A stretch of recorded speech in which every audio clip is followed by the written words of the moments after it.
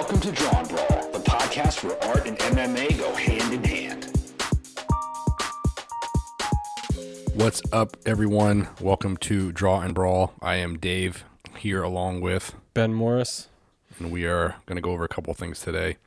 So I know last episode, if you guys checked it out, we got into a pretty lengthy discussion about the Joker movie and kind of not a review, but essentially like what we thought and different things. And since then, it's just been announced that they've greenlit a sequel.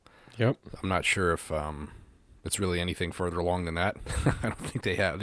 I'm sure that Todd Phillips has some ideas and this and that, but I know that we were talking about it because I had mentioned that I can't see a world that Batman lives in the world with that Joker. And I don't know, as much as I'd like to see it, I don't know if maybe it's just because of all the interpretations of Batman that we've kind of seen.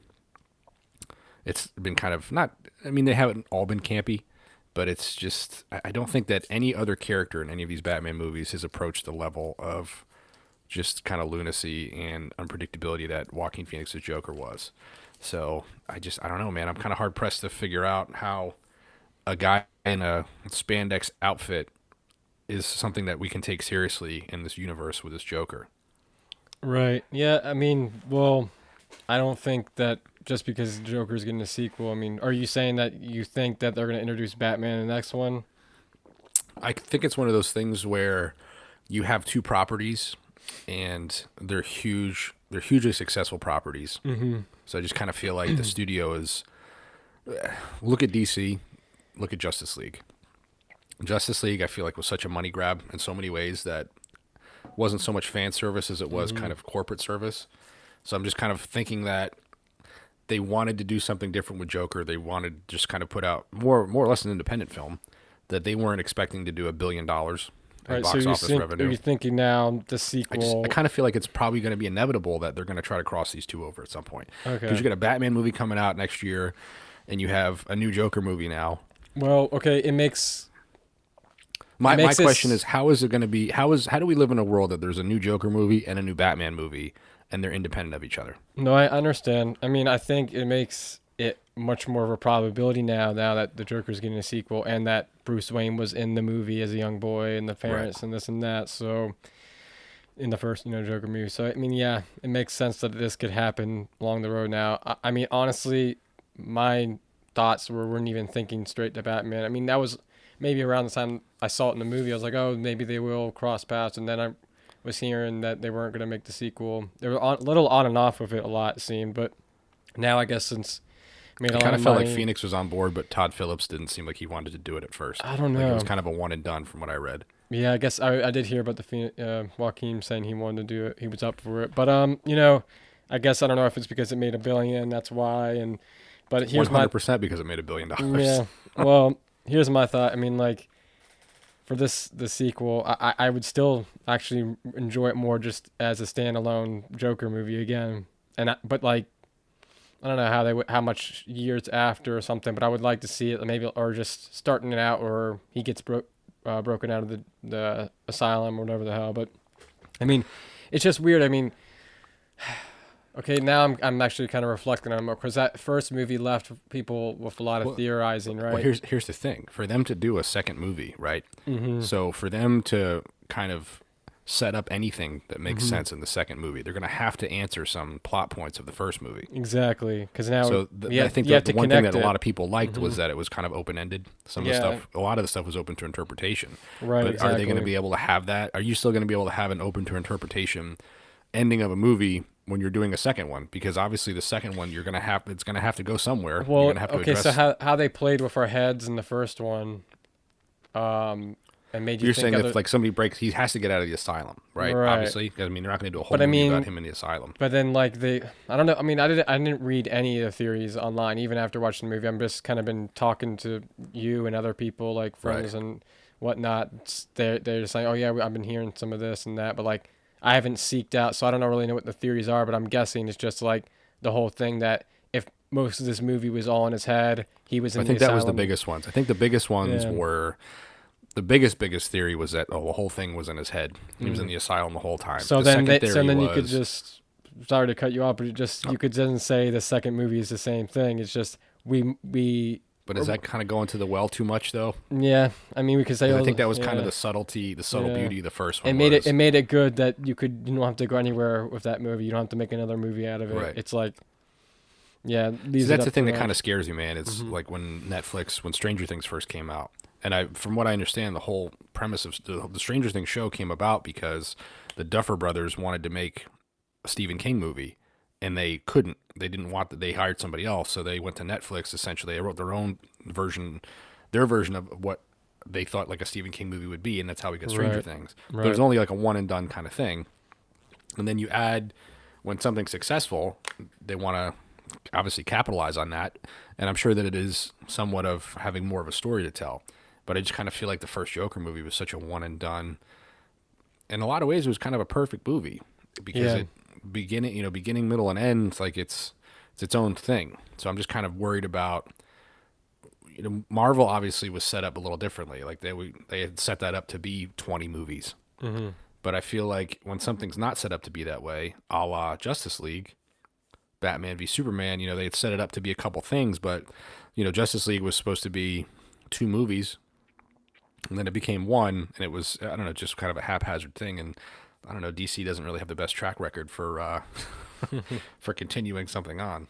Yeah. Can we just address the elephant in the room for DC for 1 second? Can we talk about the release of Snyder Cut thing so we never have to talk about it again? Okay, yeah, I think we talked about this off mic before, but yeah, I mean, you alluded it to a little bit, but how you want to... All right, so here's my thing, right? Everybody's talking about release of Snyder Cut. Gal Gadot, Ben Affleck. Okay. I can't remember Cyborg's name. Ray Fisher. Zack Snyder even tweeted. Everybody's tweeting, release the Snyder Cut. My thing is this. Why the fuck are we even in the situation that we need that the Snyder Cut, we didn't get the Snyder Cut? Well, why is that? A lot of the reason is because of how the fucking backlash against Batman v Superman, right? The backlash of that movie the movie did like $800 million. It was pretty successful the first couple of weeks, but the fan outcry, the backlash against that movie, the second week, third week drop-offs, I believe were records as far as losses and things like that. So we essentially as fans bitched and moaned so much about how much we hated that movie that the studio lost all confidence in Zack Snyder as a director. And whatever they had planned, whatever 5, 6, 7 steps down the road, they totally kind of reversed course on. There was a horrific incident in Zack Snyder's personal life, the death of his daughter, his daughter. So whether or not he got fired or left, I think that's still kind of like a gray area, but they brought in someone else. I can't remember the guy's name that was the director, was in charge of DC at the time, but he ended up having to leave because of some sexual harassment claims. And essentially, he was one of the guys that pushed for that movie to come out because it meant that he got a bonus that year if they released it. But I just kind of feel like the whole premise of the release of Snyder Cut, everybody wants to release the Snyder Cut. Well, if the fan backlash to me wasn't so massive against BVS, we would have had the fucking Snyder Cut of Justice League because the studio would have had confidence in him to put out what he had originally wanted to do to begin with. Right. No, yeah, I understand. I mean, well, relating it to the Joker movie and the direction I feel DC EU, whatever it's called. Like the Joker movie was just untouched by all that, I feel like, in a lot of ways. Yes, but I mean, I feel like it might be spawning its own type of movies, and now I'm going to transition to where now it's also, I guess, Todd Phillips, director of Joker, that's his name, right? He's also going to be helming 2 DC villain origin films. So I feel like now he's kind of creating his own DC universe and maybe be spawning like a completely new one now that I feel like this one we've been viewing for a while now looks like it's getting trashed now, right? Is it going away? Like Ben Affleck's gone, this and that. I mean Aquaman I guess did good, right? And Shazam, like Aquaman did did over $1 billion. It was the most successful DC movie to date, I think, until Joker. Wow. Shazam was a couple $100 million, but the budgets for these movies are non-existent. They're super low budget. They're kind of one shots, which. Yeah, I didn't know if they were okay. I'm a fan, right? I wasn't too sure if they were like starting the universe over or something like that. So well, that's kind of the weird thing is because you still have Jason Momoa as Aquaman in the same universe that Gal Gadot is Wonder Woman, in the same universe that Henry Cavill is Superman. The only difference is Ben Affleck isn't Batman anymore. So now you have another. So I don't know. I guess it's going to be a multiverse thing. That's the only thing I can think of. But the thing I like about the Joker movie is that kind of I forget what it is, but I'm pretty sure that there's a new DC imprint that they're doing all these movies based off, kind of like the comics with DC Black. I like those comics, but here's the thing, man. I don't feel like as fans that we're ready for this. Because you look at Batman Damned, the comic that came out, they showed a little bit of Bat Dick, and all hell broke loose. They had to fucking censor it. They had to reprint it, this and that. As a collector, it was cool because the first editions of the books that I have skyrocketed in value. But it's like we literally, like, we can't handle things as fans. The release of Snyder Cut thing, like I said, to me, it's brought about because as fans, we couldn't handle his interpretation of Batman v Superman. People hated the fact that 2 women were named Martha in this movie, and that was like any kind of connection whatsoever. Like it or not, I mean, that's your opinion. But to the whole fucking bandwagon of release of Snyder Cut, to me, is just such like, just, it's all over the place. Every time I'm on Twitter, every time I look at something, that's all I see is fucking release of Snyder Cut.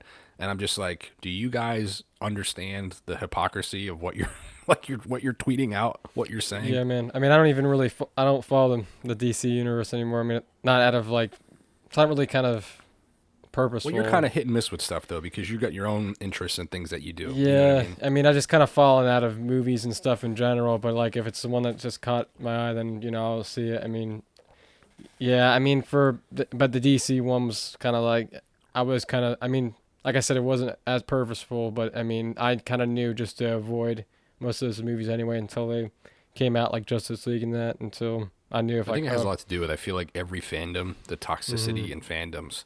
But it's just at an all-time But I like the idea that you were saying, like the multiverse. Like that'd be cool. Why don't you just release a bunch of cool live-action DC movies? You can have the one with Gal Gadot and Momoa and all these other guys, but then have Joaquin Phoenix separate and maybe have him interact with, the Robert Pattinson, right, or whatever his name is. Well, that's the other thing I would talk about too. It's kind of a good segue into the new Batman movie. Is I just read today that the bat suit is going to be kind of a modernized version of the 1966 bat suit, where it's going to be a blue cowl with a gray underneath, and they're getting rid of the yellow. Really? Which to me, I love. Interesting. I absolutely love that idea. And here's the thing too. I'm going to admit, like I said in the last pod that we did, when the casting of Pattinson was announced, it was like, oh man, they fucked up. They missed an opportunity. They missed the boat here. But after I kind of get over myself a little bit and realize that, wow, I'm totally making a judgment on this guy based on one movie I saw like 15 years ago. It's kind of like, man, if someone based who I am as an artist today off of one of the first pieces I did in my sketchbook from 4 or 5 years ago, I'd be like, what the, like, I've done so much since then. Like, why are you only looking at that? Like, look at all this other stuff that I've done, right? Right, yeah. And I totally did that to him. And so I apologize, Robert Pattinson, if you ever listen to the show. But I totally looped him into the vampire thing. And, there was a lot of shit for it. I ended up actually, like, leaving some social media stuff just because I couldn't handle the fucking back and forth. Because basically nobody's allowed to have an opinion on anything, right or wrong. But the more I think about it and the more I learn about it, the more confidence I have in this whole movie and this whole project. And from what I read too, they might loosely be basing it on the Long Halloween, which is a super, super good read if you ever check it out. Long Halloween. It's a little long, but it's worth it. And I feel like if they could really pull this off in a movie, it's really good. Right on. But I'm excited about it. I mean, I feel like it's one of those things where it's like, okay, Pattinson could, from all accounts, I mean, as good of an actor as this guy is, like, what if he comes out and he's the best fucking live action Batman we've had? Now you have a situation that, Phoenix in a lot of ways could be the best live action Joker that we've had. I feel like he could pull it off. I don't know how. I mean, was he like, what is it, late 20s, maybe early 30s or something? I think so, yeah. I mean, he looks young enough that he could really grow in the role. Like how I guess related to Tom Holland in a sense, where like if he fits the role that's the thing perfectly. too, is I feel like if Affleck was around, by the time they did this movie, he's like 50. Right. So you're kind of limited to what you could do. I'm all for it. I think if anything, it's just, one of the themes that we try to go with on this pod is just being open-minded. And you might have an opinion, but look at the facts and maybe your opinion changes, because that is possible. Yeah, but I mean, I like this idea of the multiverse though. Like I would love like a Batman Beyond movie. And oh my god! And what if you know they how many brought times like people have talked about Keaton? Yeah, I was gonna say that Keaton. Keaton. I mean, he looks just like it's perfect.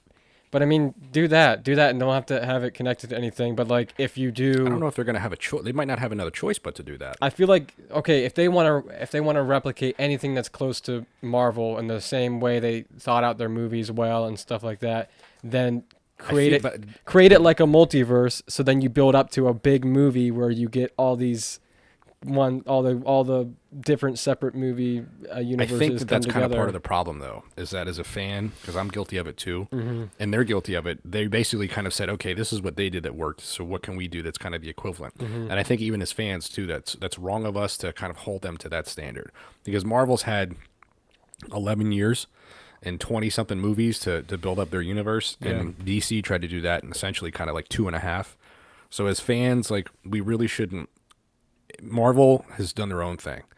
DC is doing their own thing, like the properties that they have and whatnot. Right. So I definitely think maybe we shouldn't kind of compare the two. No, I agree, but I mean, like, I feel like there had been one point where DC was it felt like it was competitive or in a race. Oh, 100%. So I'm saying if they want to, like, I'm just trying to compare it. Like, you can just even say, well, I don't know. I mean, I feel like DC definitely at first, with the release of Justice League, but I mean, I'm thought that they were going to be competing. If but they want realized to, they realized that there's a different way for them to compete. It's not doing the same thing. But like, I feel like trying to do it better versus competition or this and that. At least taking inspiration from Marvel and just like, if you want us, our fans, to care about what you're doing, then be thoughtful of how you plan out your movies. And then Definitely. I think like setting up something like a multiverse, or just putting out great movies that don't have to be necessarily connected. So that's not like Marvel. And like I said, then if you do create something that, okay, they could say, okay,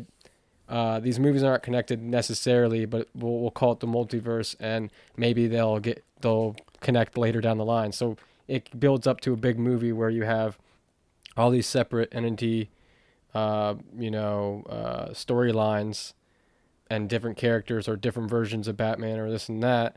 They can all meet down the line. I think that's original, interesting. And it could work out. But I mean, that's what all the TV shows do. Right. Because I mean, the CW show, you have a Superman, you have there's a Batman. I mean, even Titans, there's a Bruce Wayne.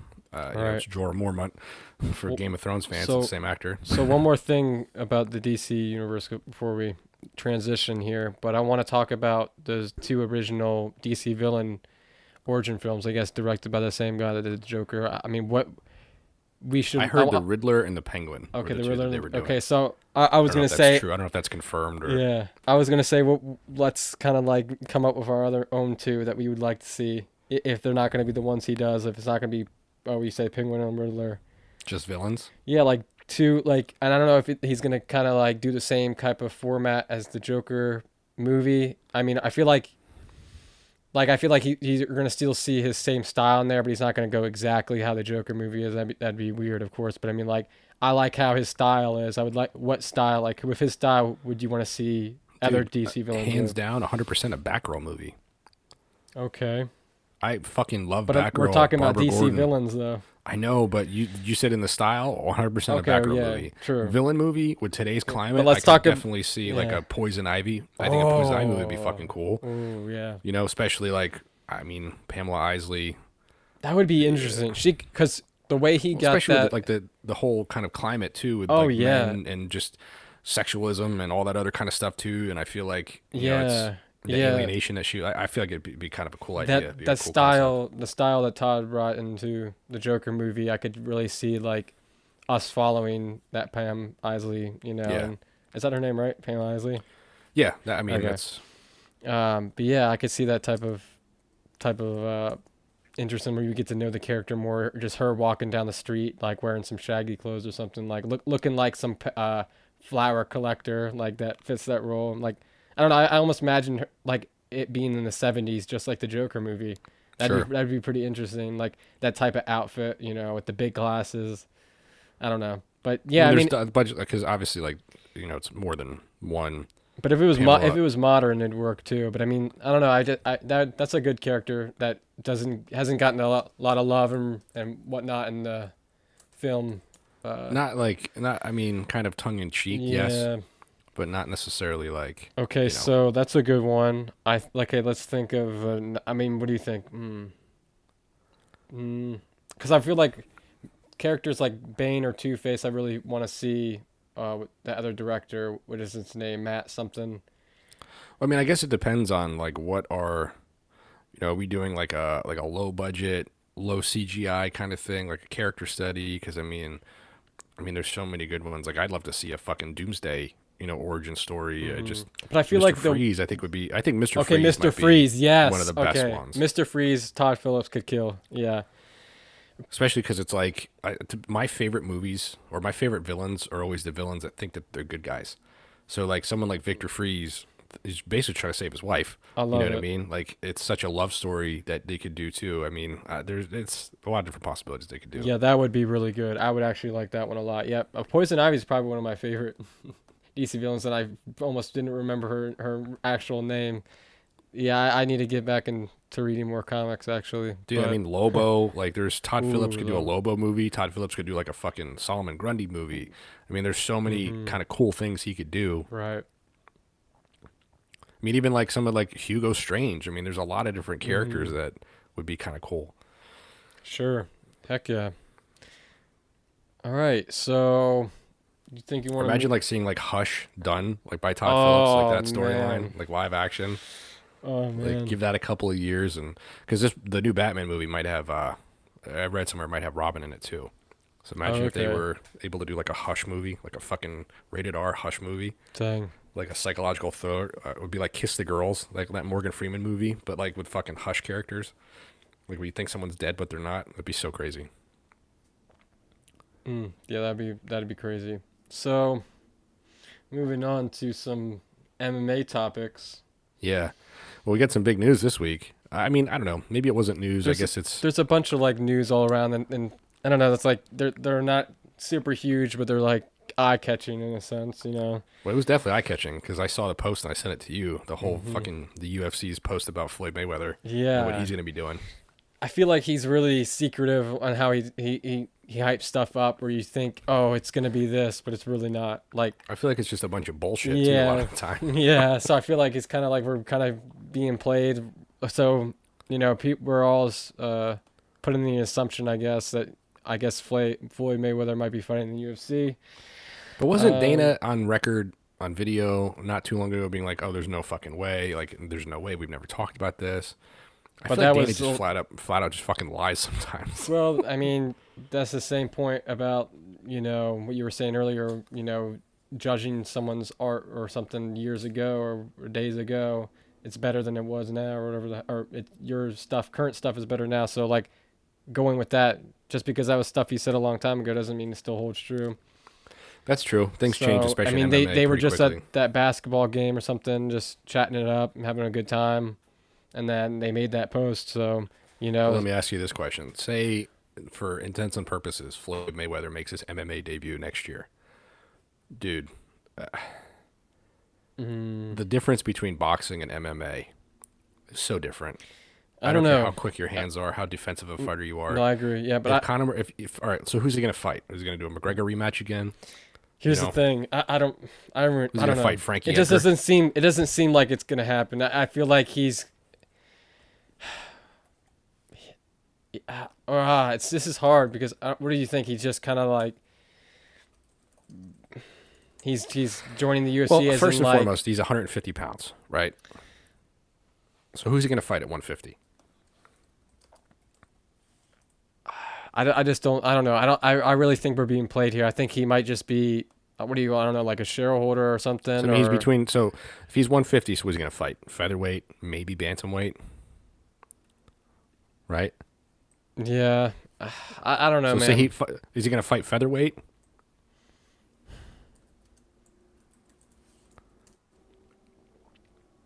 You know what I mean? Like what? All right. So let's say he fights featherweight. Who the fuck's he gonna fight? He's gonna fight Max Holloway. He's gonna fight Brian Ortega. He's gonna fight Aldo. Like, I don't know. I mean, maybe they'll give him like a Jeremy Stevens or something, or I don't know. I just don't think that's not a big fight, really. That doesn't gain. I mean, it will still gain eyes. Let's be real, man. What are they gonna do? They're gonna put him with Holloway? No, they're gonna put him with fucking Conor probably. I don't think or Cejudo or something like that. I mean, I didn't really think much about this, about this decision. Feed him with a fight. If he's gonna fight MMA, fucking first off, figure out if he's gonna fight bantam or featherweight, right? And if he's gonna fight featherweight, dude, just throw him in there with fucking like Volkanovski. Throw him in there with Holloway. Just give him the best of the best right off the bat and let him get smoked. Yeah, I'm kind of like lost for words. I really don't think. I don't think much of it. Do you think he's fighting MMA for Floyd Mayweather? No. I think Tyson Fury has more of a calling or more of a. So you think that it's all just hype? More of a chance it's all of kind fighting. of bullshit. There's no way Mayweather fights MMA. Yeah, I think it's just. I don't know. I feel like it's some. You think it's for the likes? It's something for promotional. Like it's some sort of promotional thing that he's hyping up. Do you think that he's hyping up like a partnership with the UFC? That's possibly? what I'm thinking. That's what I was trying to say. What I'm reading now is, I guess, his own father. Or do you think that they're going to try to do something where, because this is what I was thinking when I first saw that. I'm like, what if they try to get someone else to box Mayweather from the UFC? Okay.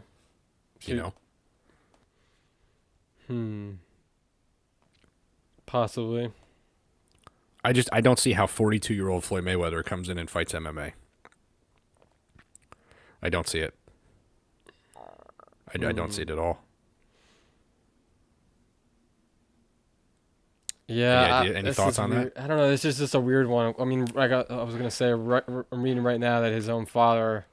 Yeah, he wants to whoop Dana White's ass if Floyd takes a fight. Yeah, he's not up for it. I mean, because his father knows that there's no place in MMA for boxing, or not for Floyd Mayweather. Obviously, boxing is a huge, widely successful style in MMA, stand up. But to not have any of the other things. Do you think this has to do anything with Dana White's like Zuffa boxing thing? It might. I really don't know.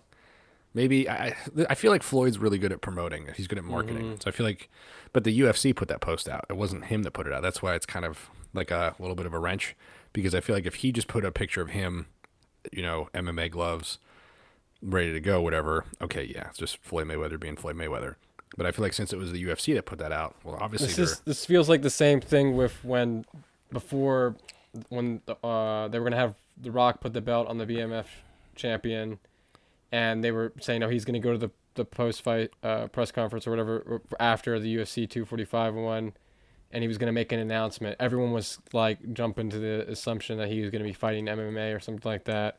And then he announces his movie. There's no way. So that's what I'm relating to this. Like everyone thinks he's going to be doing this, but I'm kind of like, nah, I don't know. I think he's just it's going to be something else that we're not expecting. But I don't know. This is weird. Listen, if you look at the people that have made the jump from any other type of sport to MMA, the list of successful people is really small. Brock Lesnar, obviously, he's one of those people. Even like Dave Bautista, fucking love Dave Bautista. I mean, he had a one-fight MMA contest that he won, but it was like, he wanted to be an MMA, and then that bug that bit him kind of went away pretty quick. It's just a whole different thing.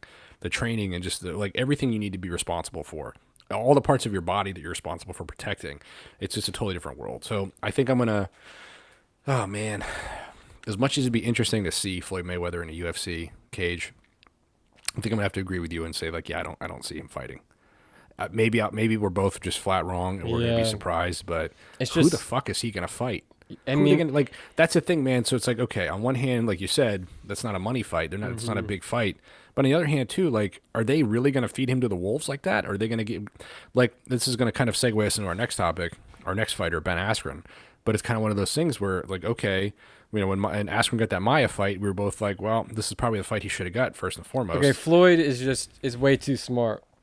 He knows that this sport is dangerous. I mean, it was the point of him, I guess, retiring from boxing, this and that. Like, he's getting to that age, and he doesn't want to the competition to catch up, or him get injured or hurt. I mean, he built a style around that, I guess, too, right? He also retired like 3 times already, so.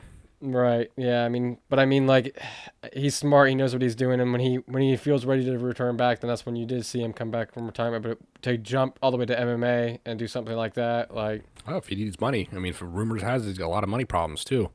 So, yeah, I don't know. He might need we don't know all the circumstances, so I guess we think just have to make an educated guess based on what we know. when this is my first thought when I saw Dana and Floyd together or something like that, and them talking before I saw this post on the UFC making it with, something coming in 2020. I just assumed that they're talking about the boxing and MMA world and trying to have them cross over in some ways, and I don't know, do some sort of promotional stuff, or maybe alludes to Zuffa boxing, where Dana is able to bring in MMA fighters and boxers to come together and fight, and like just something told me that it felt more of like them just discussing maybe even a partnership or something that doesn't relate to Floyd fighting at all. Like that was my first impression. I think the thing that's kind of throwing me though is just the fact that the UFC posted that picture. Like that's the one thing that I keep coming kind of back to. I think it's just to get people as tension, to get people talking like we're doing right now, to get them to when they're gonna make some sort of press conference. Everyone's gonna get riled up and together and ready. The clicks are gonna come in, and then he's just gonna announce something completely different that we didn't expect. That's not gonna be fighting. Yeah, it makes sense. I don't know. It just seems. Should be interesting though, I guess, regardless of the outcome. But here's the thing. I kind of thought of this. Floyd is such a great athlete and fighter too, both in the sense where I'm saying like he seems like one of those guys that you can catch on to things really quickly. What makes us not what? How are we ones to not know that maybe he's been training MMA for a long period of time? I mean, for all we know, he could have started training MMA right after that fucking McGregor fight, or even before. I mean, he did actually. He was with Tyron Woodley, and he put on the MMA gloves. But I mean, what? So maybe he did started then. But what makes us? How do we not know if he's been doing this way before that too, and just keeping it on the low? We don't. He has a lot of money, can get a lot of allegedly. But I mean, whatever. So I don't know, man. Money is a motivator for a lot of things because I mean, like you look at someone like Holyfield. I grew up watching Evander Holyfield, and he lost $250 million. But maybe Floyd's smart, and he's like, I like Dana's format, but it's not making the money boxing is. Let me help him out. I don't know. Maybe he's interested in that. He knows MMA can make a lot of money. So he's like, let me get in talks with him, and maybe we can come up with some ideas and get. It could be something similar to like what it. Sure. Well, like how we started the podcast, like, oh man, we have art and pop culture interests, and we are huge fans of MMA too. Like, there's really nothing out there. Like, oh, let's find a way to combine the two. Draw and brawl, bam. Right. Could be the same kind of thing where it's like, man, there's boxing is missing out on here on this level. So what if the MMA is mixing? Yeah. Maybe they're gonna do something that's combined, like cross promotion kind of stuff. Like maybe I'm not sure, like sanctions. Maybe we'll do a boxing match and an MMA fight in the same night. Because now the whole thing with Tyson Fury seemingly wanting to fight MMA and this and that, like now Dana was even interested in the idea, like that's awesome, that's really cool.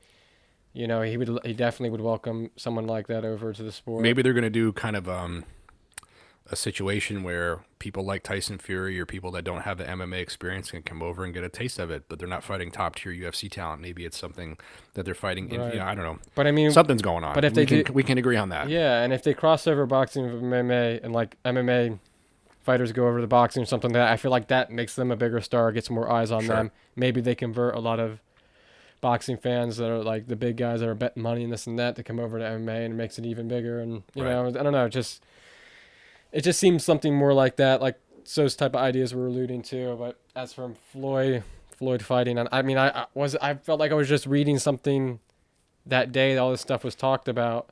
That Floyd was like, I'm done with the dangerous sport of boxing. And now people are saying, oh, his next two fights are going to be Pacquiao or a fight upcoming in 2020 in the UFC. Yeah, that's what I read too. So I mean, I'm kind of reading headlines here and there, which is not good, but I'm just saying, like, I'm getting too many mixed signals here and all this and that. So we just have to wait until we see it, right? Sure. That's kind of how I play.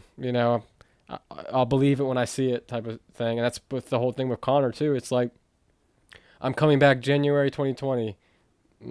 I'll believe it when I see it. It's like, but now it seems like with that fight, that sounds like maybe Cowboy, right? Is that happening? Yeah, well, I don't know. There was a lot of people talking about rumor that cowboy fight does nothing for him. So they think that he's going to fight Gaethje Mm, or yeah. Masvidal, allegedly. That's another one that's kind of popping up now too. Crazy, but I do want to crazy. get like the whole kind of transition we were talking about before. Ben Askren. Okay. Obviously, we were live last week when news broke that he retired abruptly from MMA, needs a hip replacement. He's just kind of done. So it just kind of got me thinking, what do you think, man? Ben Askren's UFC career, stud or dud? Okay, so I'll say it as in two. There's many ways to go about that. So I guess you could say a dud as in octagon performance inside octagon, but I would say outside promoting this and that, stud. He brought he had a he was great talker, great speaking, all this and that, and brought a lot of eyes to the sport more, and hyped up fights, this and that. I mean, like, it was, I mean, I'm lost for words right now, but I mean, now Masvidal's a big star, I feel, partly because of him. I don't know, just, it seems like, it just, of course, it didn't go well inside the octagon, but I mean, it didn't change the fact that I feel like he changed the sport within that year he was in there. Let me just say that I at first did not like Ben Askren. I really didn't care for him. I thought he was kind of a douchebag.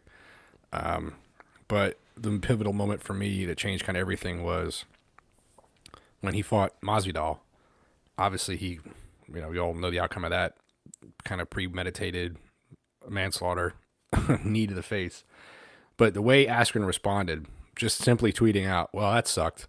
And then the loss, I really just developed so much respect for him, just how he handled himself after the loss. Like, I don't know. I like Ben Askren a lot. I totally did a 180, and he's one of my favorite fighters. And even the Maya fight, like, that dude just seemed like a fucking awesome guy. Seemed like someone you'd want to talk to, and I feel like the way he handled himself, because we've always talked about how big the mental aspect of MMA is. That's a lot of times from the kind of the everyday people that look at MMA, they just look at, like, perfect example we've touched about a couple times, the Francis fight versus Derek Lewis. It's like one of the most boring fights ever because these two guys, like, Stipe kind of took Francis's soul for a little bit there. He just totally, mentally kind of checked him out. And I feel like maybe now kind of people are starting to really understand the mental aspect of things. People like Kat Zingano and, just even in general nowadays, mental health, you have a lot more professional athletes like Kevin Love. I mean, there's a lot of athletes across sports coming out and advocating for mental health awareness. So people realize that, sometimes anxiety ruins, like, it almost ends careers. Kevin Love's a all-star NBA player, almost ended his career because of anxiety and panic attacks and things like that. So I feel like Askren is one of those people that you can look to and say, wow, that guy has just got the right attitude coming from a loss, coming from a win. Right. He's just, all in all, like, he's got a fucking good take on things. Yeah, I mean, I feel like I'm kind of mixed. I don't think he was a dud, man. I feel like stud or dud, I mean, well, I don't know. It's kind of hard to say. He's going to win against Lawler, so.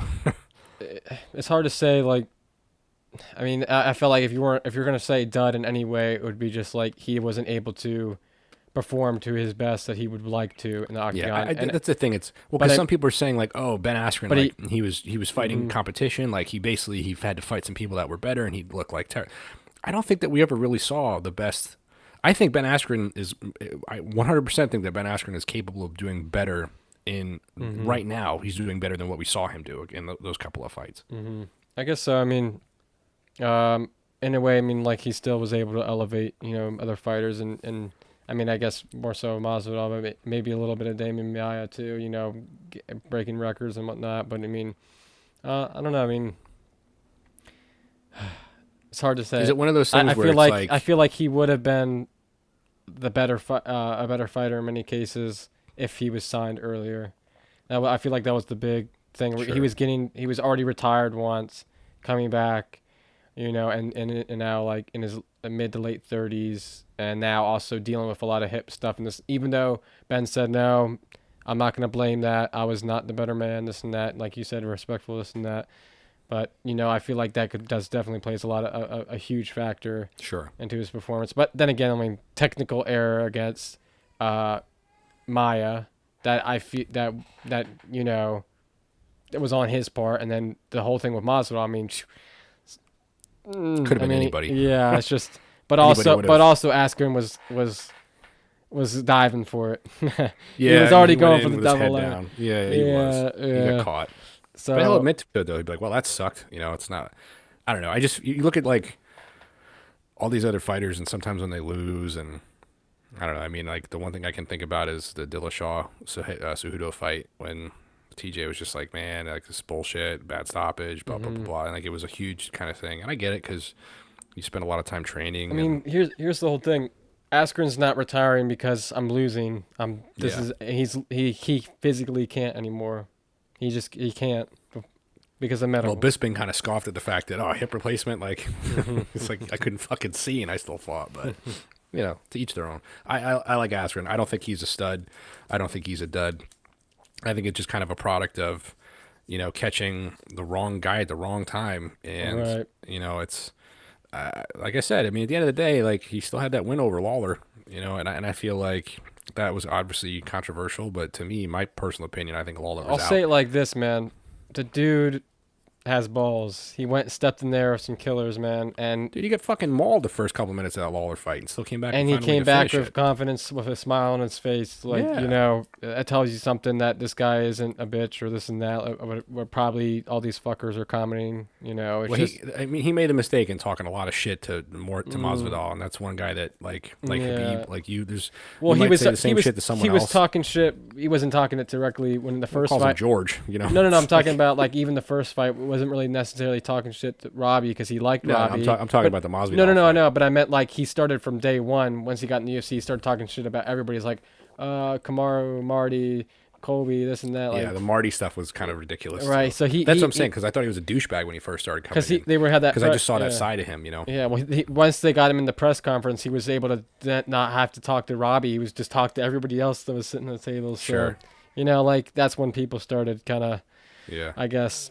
But I'm gonna, like, I will say this, man, is kind of shooting star, quick his career was in the UFC, because a lot of people don't realize he was with Juan and Bellator, and I mean they don't know him from there. But I'm gonna miss. I think the MMA world is gonna miss Ben Askren, man. He's just funky fresh. Like I'm gonna miss seeing this dude. I really am. Yeah, and I was gonna say, I was about to mention it earlier. I'm kind of still on the fence though about the whole idea if I would want to see him on doing some sort of commentary. I feel like maybe I would see. Fucking A, dude. You know who I want to see? I want to see him and fucking Bisping do a dual commentary together. I feel like I don't know about commentary, like I guess what is it called, color commentary. I don't know if I would really want to see that. Are you a Dominic Cruz fan? Because I feel like Ben Askren would be an improvement over Dominic Cruz. I want to say that I would say I wouldn't mind maybe Askren on the ESPN desk like a Chael Or Sonnen. the fight nights or something. Yeah, because I mean Chael Sonnen's not doing the commentary, for the fights, but I feel like him to able to reflect on the fighters, like that could work if they're gonna want to give him a role like that. But I mean, it seems like Ben's a busy guy. He has his own podcast. He's doing the Bitcoin, so he's doing a lot of cryptocurrency stuff now too. Oh, really? Yeah. So I mean, he seems like he's got his own little things. So I mean, honestly, I don't know how well it would fit, but I mean, I feel like he has a lot left to do in his life and other great things for the Well, sport. that seems like so- too, like his life is so many things other than MMA, which is nice for him. Absolutely. I like Ben Askren, I really do, and like I said, I didn't like him at first, but the more I got to kind of know him, obviously not like person, I'm not hanging out with a guy fucking, trading, we're not going flip flop shopping together, but the more I've kind of seen and read and seen how he just interacts with people, like he's pretty fucking down to earth dude. Like I wish he could have had a little bit more success in the UFC, but at the same token, like who the fuck are we to say anything? That guy stepped in there with Masvidal and Damian Maya and a bunch of killers, and I wouldn't have done that. he made so. he made it fun and even more exciting Hey to man, watch. every fight of his was a great fucking fight. Like But, they're all good fights. I'll say this. What was I gonna say? Shit. God damn it! I slipped Sorry. away. Nah, 'cause It slipped away just like that fucking third round that win over Maya. Damn it. Well, either way. Oh no. At least he was able to accomplish it in some shape or form. Like he was able to still get in the UFC. That's what I'm saying. Like at least he didn't retire and Yeah. and he didn't get to step in the UFC. At least he was able to try it because he was wanting to do that for a long time, Sure. but wasn't able to in the past. So, you know, and I feel like this was a much better time than it would have been early on. Like it worked in a way. Now we have Jorge Masvidal skyrocketed, and it was enjoyable to see now his Yeah. stardom. So I mean, you know, I kind of feel like if Askren had found a way to get to UFC sooner, he would have been kind of like that Musashi kind of guy where it's like nobody really wants to fight him. You know, he puts together a lot of good wins over some good people, and maybe. I don't know. But I could, at the same token, I feel like if Askren did come to the UFC sooner, I could have easily seen him leaving, you know, and going somewhere else because he wasn't happy with how things went or how he was treated or something like that. All right, before we end this podcast, we should do a little segment, like a flash round. Well, I do want to talk a little bit about what we got going on art-wise, too, because we both sure. had some pretty big things going on. Let me mention one MMA thing then, because this is like a flash round thing. I'm kind of looking through some news. I saw this pop up. I wasn't able to see who it was matched up with, but Andre Fili has a fight, and it's in the works for UFC 246 on January 18th against Sadiq Youssef. You know Sadiq Youssef? Yes. Yes, I like that fight. That's a good fight. I like it. But Sadiq is kind of, I feel like he's really on this, what do you call it, rise that I'd be afraid for Fili in this one. But I mean, anything of course can happen. But you know, Sadiq, I've been really impressed with as of late. Yeah, well, I mean, Andre has kind of had ups and downs. A rough patch. Yeah, he's had his ups and downs, but I mean, he's fought. Yeah, he's one of those guys that he does well against like the lower tiered guys, but then when he fights someone like Michael Johnson or Yair or Max, you know, he really struggles. But I don't know. I mean, I think it'll be a good fight. I really do. Heck yeah. I mean, let me see if there's any other matchups. Of course, we'll have to talk about UFC 245 in the coming episodes because I want to save those. Maybe we should talk about John Jones versus Dominic Reyes. Yeah, well, I think you would. bit. I think you had said something about that as far as a couple weeks ago. Like you thought that was a fight that was going to happen. I mean, it was so obvious. I mean, and the winner of Weidman and Reyes was going to get that, but they were just kind of like floating in our faces. Maybe they were waiting until. I guess they were waiting until UFC 244 ended to see if any those fights, or no, UFC 244 and then Blachowicz versus Jacare to see if that kind of stirred anything up, made it more exciting. But then they were like, no, not really. I mean, Corey Anderson kind of, you know, but I mean, I feel like he needs another fight. Dominic Reyes, like I definitely, I mean, I liked Reyes, but I feel like I really started to kind of realize that this guy is super special is when that he took that win over Volkan. To me, that was when I was kind of like, you know what? This dude's for real. Like, this guy could be fighting for a belt real fucking soon. Yeah, but that was, I mean, a lot of people, and from what I remember, that was a fight that really was looked at as, you know, his worst performance, Reyes' worst performance, and Volkan won that. Kind of, and Volkan had won that. Well, I don't know. I kind of feel like you hang in there with Volkan. I don't know. I feel like I liked it. I mean, yeah. I mean, so did Anthony Smith, but he submitted, I believe, Volkan. But I mean, I feel like, well, let me say it like this. So Reyes has been skyrocketing, and he deserves it. He's been going through the right people to get him that shot. But I feel like if you want to do something with Corey, you set him up with someone like Anthony Smith, like I was just mentioning. Like he's been out of the circuit for a while. But yeah, I mean Reyes definitely deserves this shot, you know, and he seems like he's a very interesting one where you like maybe he has that type of chance, like he has that power like a Thiago Santos, but also that unpredictability like Johnny Walker, you know. We've said it 1,000 times. It really just comes down to like what version of that person is going to show up across the ring from John Jones. Right. Because the one thing that everybody does is everybody fights great, and then they fight John Jones, and they fight exactly how Jones wants them to fight. Right. Tentative, reactionary. They're not aggressive. If they are aggressive, they're aggressive very quickly, not for a long time. Yeah, look at the Anthony Smith fight. He was aggressive for a little bit, and he did well. He was aggressive, but for the most part, he was afraid to. It seemed like he was tentative to engage because he didn't want to get. You know, he was looking the counters because Jones can fucking hit you with a spinning elbow. He's so like not one dimensional in his attacks. It's like you don't know where anything's going to come from ever. And the only time that he's ever been kind of, other than on a cocaine binge or something that he was going to possibly lose was when Gus was super fucking aggressive and dictated everything in that fight, that first fight. But ever since then, I just feel like everybody Jones has fought, they've just fought exactly how he wanted them to fight. Right. He was just making him look pedestrian. I mean, the Cormier fight was a little different, but because I feel like Cormier won those first couple of rounds, the second one, but then Jones got him with Cormier thought he was going mid, and he went high and fucking KO'd him. You know, So I think that card's going to have Valentina Shevchenko on there as well versus Caitlin Chookagian.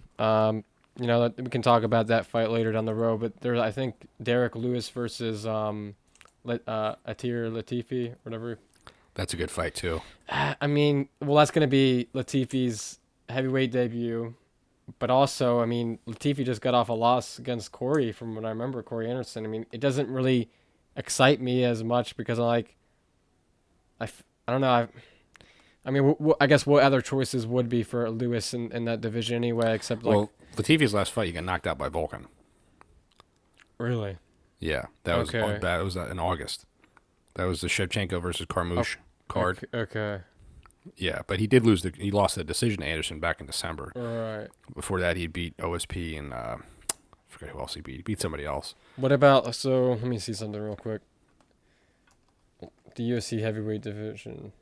Just want to kind of see what's going on in there. Which is funny because his last before that, he lost to Bader, who's just been on a fucking tear. Except for the last fight. It was no contest. Let me see. We could talk more about it as it comes up, but what I did want to get into is I feel like Derek Lewis could have waited a little bit longer to see how certain fights played out, say with the Overeem and Rosenstruik fight that's coming up in the first fight of December.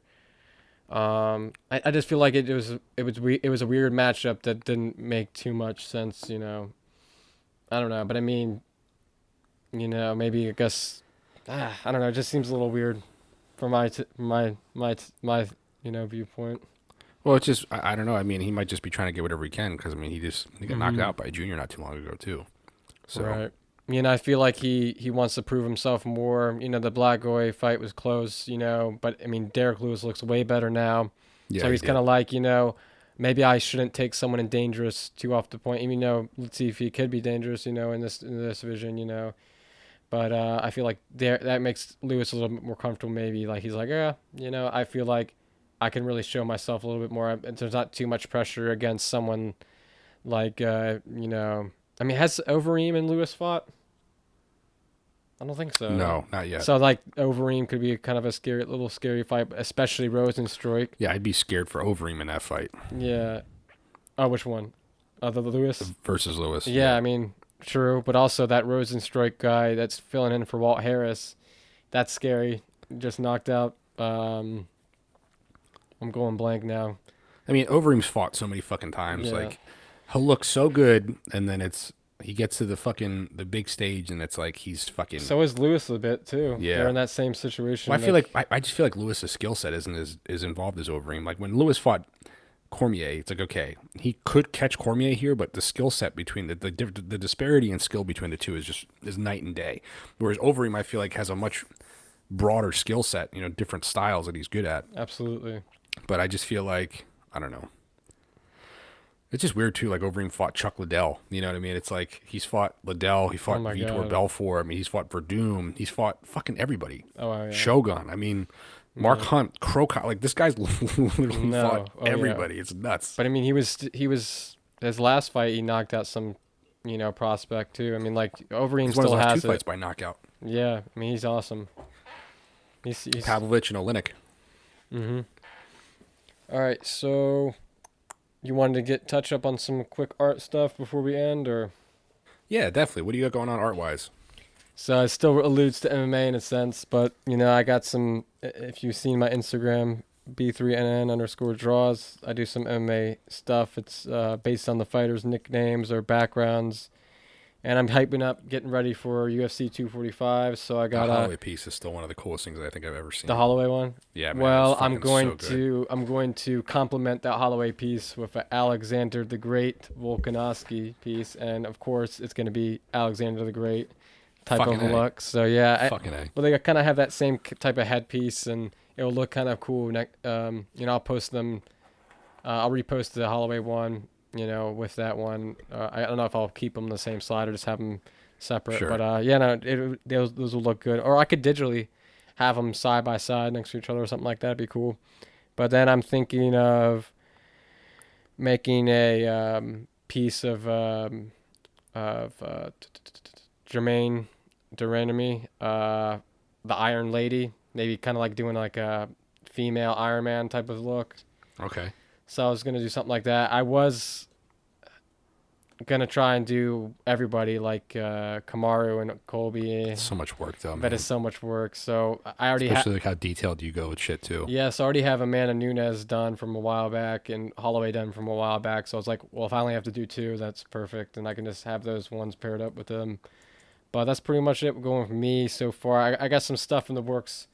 I feel like not that it's like purposeful, but like by 2020, the start of the new year, things will be a lot different with my engagement and stuff online, and I'll start really posting like crazy and not just posting like this MMA stuff, but like other cartoon stuff and Sure. so. But that, I mean, I have just a lot of cool stuff planned, but just Social working media is out like a some fucking kinks. full-time job, like just promoting and marketing, and it's Oh yeah, so much work. And it's like, it's not something you can do one time then be done with. It just takes time Right. and effort all the time. It's like almost as much effort to promote a piece as it is to actually finish the fucking piece. exactly. Yeah, exactly.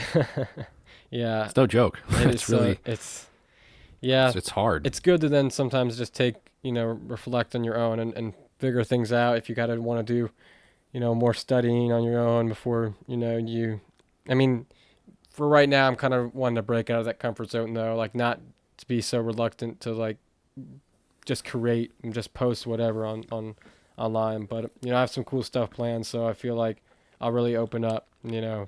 Sure. And it kind of just seems to be not pairing, but it seems like it's going to be in line with 2020, even though I've been thinking about this. I mean, I've been thinking about this for a while, but thinking of it more recently, like wanting to really develop it. So there's going to be some cool, exciting things that not just MMA related for me, music stuff, cartoons, comics, animation, and what Fuck about yeah. you as well? You got some cool stuff on the way? I'm always doing something, man. I'm always doing fucking 5 things. But no, I mean, I've been working on my own comic, a creator-owned comic, and I can talk about it a little bit because I have the copyright. So it's called Reclaimer. But I wrote the first couple issues, and I'm trying to finish drawing the first couple issues, and it's a lot. And it's one of those things where you're trying to kind of figure out what you're doing as you're going. And I'm getting more comfortable in letting a page go because I'm realizing that if I fucking continually just try to make every panel like a Rembrandt perfect interpretation of exactly what I want, it's never going to get done. And it's going to be another one of those things that people talk about having a project, but it never ever comes to fruition. Right. So I'm really just trying to get that done and get to the point that too, because if I want to be a comic artist, it can't take 6 months to draw a fucking issue. Exactly. You got to draw a page a day.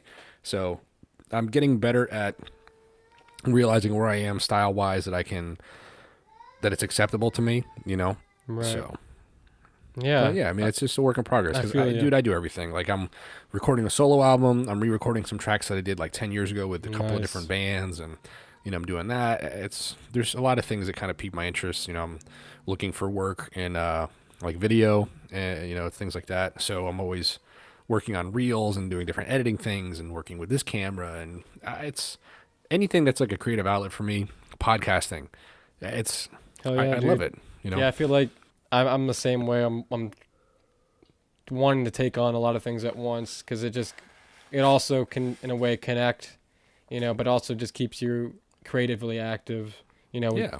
I mean, I have a bass that I haven't touched for years, but I barely, maybe once every year or something, pretty much. But like, I really want to get into that, and keep that like that would be more of a hobby to me. And this art thing is, it's really transitioning to, wanting to be more of my career. But stuff like that where I want to have other fun outlets and things to do. And that's what this podcast is to Sure. me too. It's like, eventually I'm going to really want to promote this even more and connect it more to, my art, account and this and that, and, flock in people from there and this and that. And so, yeah, I mean, it's all going to be one thing, one creative outlet to me. Sure. It's tough for someone like me personally. The best I feel is when I'm creating, whether that's trying to capture the right Exactly. music for a shot that I'm editing, or just trying to kind of find a happy place with something I'm doing art wise. Like that's where I'm truly happy as a person, is when I'm creating something. So I'm just trying to figure out a way to monetize that in the sense yeah. of paying the bills. It's yeah. not everybody, like when I was talking to someone about this today, I was like, how many people do you know? Like that's the two things that I feel like connect the richest person and the poorest person in the world are art, or like music and film. Right. There's a reason that every car comes with a radio. You know what I mean? Because everybody listens to music. There's a reason that you hear people say, yeah, when I saw this film at this age, it affected me and it changed the whole trajectory of my life. Like nobody's like, yeah, when I sold this pair of shoes when I was a shoe salesman at Nordstrom, it really just changed. Like, no, it's not. You know what I'm saying? It's like we have that common connection between like emotion, like that film stuff and the music and Right. art and things like that. So for me, it's just trying to find a way that I can still have those moments of just like super satisfaction, but also have like the back end salary on there too, like where I'm able to pay the Absolutely. phone bill. That's why I feel like taking up so many projects and hobbies or activities is such a great Yeah, I thing. mean, you got so many fucking sticks in the fire. Something's got to take eventually, right? Exactly. But I'm one to just take so much at once, but also that sounds like take it all at once. I'm glad. Yeah. I want to do a lot of activities, but I want to combine them all into one. Basically, I want it to be all connected. So, I'm not going to be like, It's crazy how things do. I'm not going to try though. and throw a dart at all these things I want to do, and then one of them lands. I want all of it to be unison. That's Yeah, why I want it's this tough to do. podcast to be in line with my art. So like when people are, visit my Instagram, they know that, hey, I have this MMA podcast, you're an MMA fan, but then I'm also going to create like a podcast that's just about me and art or something like that. Like, Sure. I'm sure you're going to have some stuff like that too. So it's like, Yeah. I want. I have a couple things in the works I'm working on too, podcasts and things. Like we Exactly. talked about that And before. then like imagine if I'm able to really get into music more, which I love so much, but I just haven't really taken the patience to actually sit down and really learn the instrument fully, like I've done with art. But imagine if I do that, then I can actually make my own music to put in videos and stuff, and also just whatever. I mean, I'm such a big fan of music, in the music world and all that I'm also doing a lot of art for musicians and stuff, and I want to connect those worlds together as well. So I mean, imagine if I can, learn an instrument, I broadens the connection even more. So I'm saying, like, every little thing I'm going to be doing, I want it to connect. I want it to be seen as one in a sense. Like I want it to all benefit me as an artist. I mean, because they're all arts in a sense, Sure.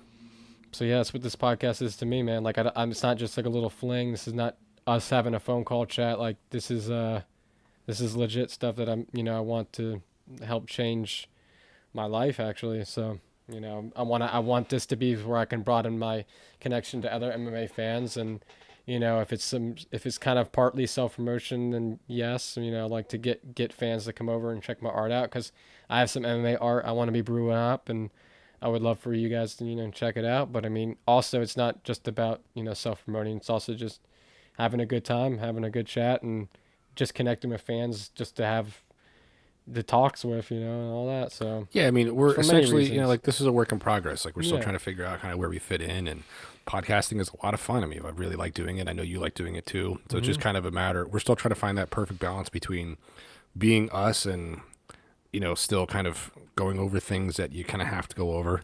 We don't want to jump around too much, make it too kind of obscure where nobody can kind of sit through it and listen and get something out of it. But Right. I mean, this is my way of getting my feet wet, so that getting your wheat fat, baby. you caught that. You caught that. Damn Get it. my wheat fat. God damn it, you caught it. to get, used to podcasting. So when I eventually transition or, start my own podcast and whatnot, if it's just about art and stuff like that, then hell yeah. You just told me to go fuck myself. No, man, but it's cool because it's like, this whole thing is a journey. We're all on a journey, and we're all trying to figure out where we fit in and where we belong. And this is just another one of those things that we like to do, and we have the opportunity to do it. So we're enjoying it, and we appreciate anybody that tunes in, and we appreciate the people that hate us, love us, or hate us. Hopefully we get to the point that we actually cause some kind of an emotional reaction where you love us or hate us, rather than just another thing that's just meaningless and has no impact at all. Like, we want to be something that's either good or bad. We don't want to be just indifferent. Truly made it. Right. So but anyways, guys, this is pretty good chat, and we'll pick up here next week and see what brings that. Same bat channel. But we appreciate you guys listening. This is the Draw and Brawl podcast. I am Dave, and I'm here with Ben Morris. You should start using your last name, my guy. David, we got a baby, it's a boy, Fowler. Draw and Brawl on, guys. Peace.